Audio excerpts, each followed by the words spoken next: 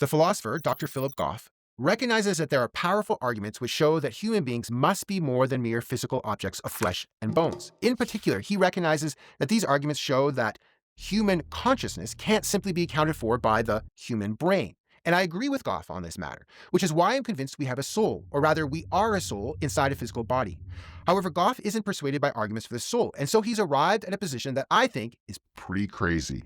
He thinks that all physical things at the smallest level have some very basic level of consciousness and agency. Not only consciousness, but rational agency go down to the fundamental level that particles exhibit some very crude form of rational agency.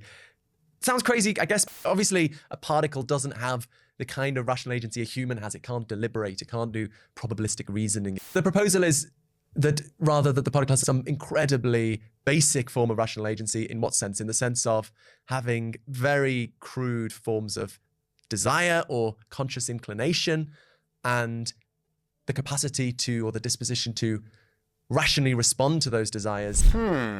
This sounds crazy. I'm embarrassed about all of this stuff, you know? Yeah, I can see why you're embarrassed. Sometimes really smart people hold to really wacky ideas. This sounds crazy. Yeah, because it is crazy.